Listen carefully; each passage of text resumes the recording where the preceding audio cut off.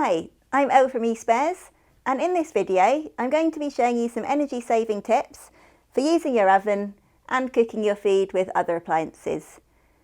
With just a few tweaks to the way that you cook day to day and the way that you use your oven, you can make your appliance more efficient, which will save you both energy and money. So firstly, before you turn to your oven to cook automatically, have a think about any other appliances, smaller ones in your kitchen that could be used to cook your food a little bit more efficiently. For example, think about using a microwave or also your slow cooker.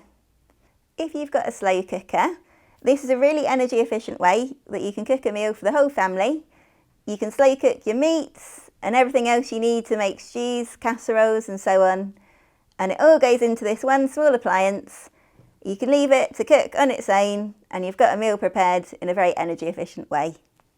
Your microwave is another really energy efficient way to cook food because it directs the heat straight at the food when you're cooking. So if you want to have, say, a jacket potato that would take quite a long time in the oven, pop it in the microwave instead and it'll be done in a matter of minutes. Moving on to the oven and hob itself, one thing that can really help you when you're cooking on top of the hob is to get a tiered steamer. So what you can do with this is you can boil vegetables or potatoes in the bottom layer and then just pop this top layer over on top of this one so that anything in this layer can steam. So you want something that takes a bit longer to cook in the boiling layer and then vegetables that just take a few minutes in the steaming layer.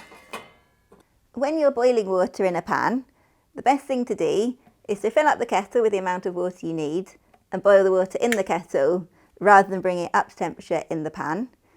And the reason for this is it's not only quicker, but it uses less energy when done this way. When you're using the hob, you should also make sure that the pan fits the size of the hob. So as you can see here, this hob ring is too big for the pan, and this is wasting energy by heating up areas that aren't actually heating the pan. And it can also heat up the handle so that you burn your hand or the handle could actually melt. Also, if the hob ring is too small for the pan, you're not actually heating the pan efficiently. So it's best to choose a ring that's the same size as the base of the pan. Once the food that you're cooking has reached the desired temperature and you want to leave it on a simmer, just be sure to turn down the temperature straight away so that you're not wasting energy heating the hob unnecessarily. When you're cooking with your pans, it's important to choose the right pan for the right energy efficiency. So if you've got a flat top electric hob like this one, make sure the pans you've got have a flat bottom so that they're making full contact with the hob and benefiting from all of the heat. If you've got an induction hob, that will also affect the types of pans that are compatible. So just make sure when you're buying your pans that they are suited to an induction hob. And just in general, stainless steel isn't necessarily the most energy efficient material, so look for a cast iron pan because they retain heat really well, or a copper bottom pan as they heat up very efficiently. Our last hob tip is just to make sure to keep your hob as clean as possible, as any debris left on the hob will stick to the rings and then will start to absorb the heat, which obviously isn't great for energy efficiency. So just give it a wipe down after every usage. Whilst you're cleaning your hob, it's worth giving the rest of your oven a once over because any debris inside or on top of your oven will waste energy. So see our other video up here for oven cleaning tips for not just the hob but also inside the oven, the racks and all of the areas around your appliance. So moving on to some tips for the oven itself. One quite important tip is make sure to keep the door closed for as much as possible while you're cooking. As soon as you open the door, the heat will escape and then the appliance will use more energy to get back up to temperature. One thing you can do is just make sure to clean the oven glass because that way you can see inside and see how the food's doing without having to open the door. If you find that heat's actually escaping from your oven and you can feel that it's excessively hot as you're cooking, one thing to check is the door seal. Just make sure that it's secure in the corners and then just inspect the seal itself for any rips or tears. If you do find that the seal is damaged and it's letting heat escape, you will want to fix that.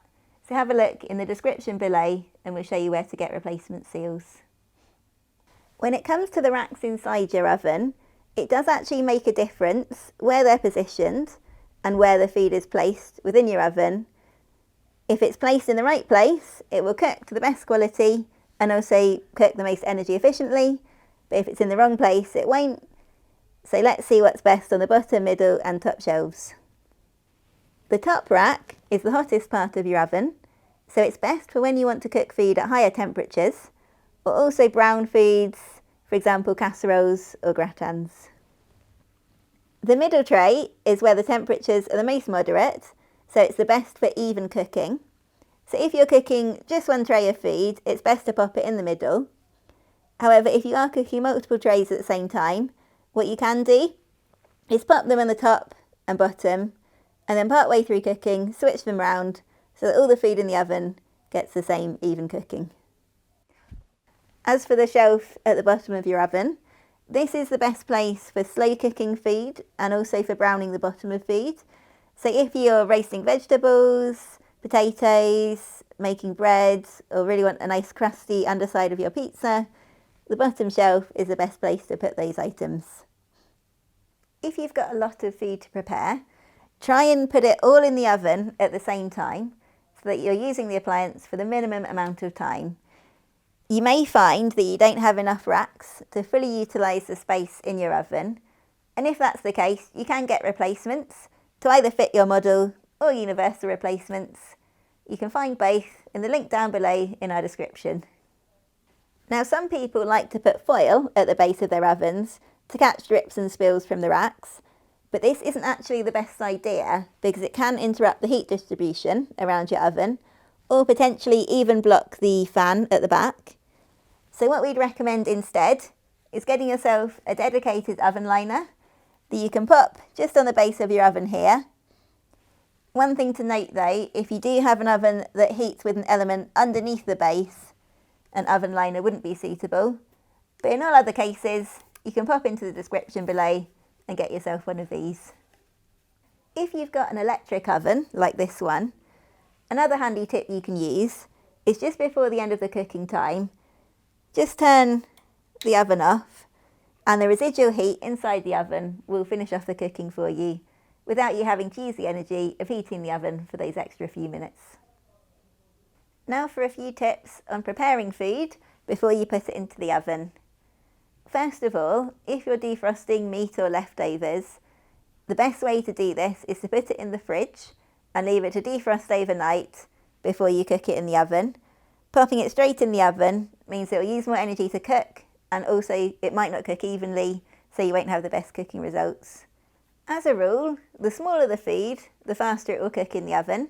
So if you're preparing something like roast potatoes, chop those potatoes into smaller pieces and you'll have lovely crispy roasties in less time. And there you have it, energy saving tips for cooking your food in your oven, on your hob, and using other small appliances around your kitchen. For more energy saving advice, just check out our playlist down below where we've put all of our energy saving videos for other appliance types as well. And don't forget to subscribe to our channel for videos on appliance maintenance, repairs and all things eSpares. Thanks for watching.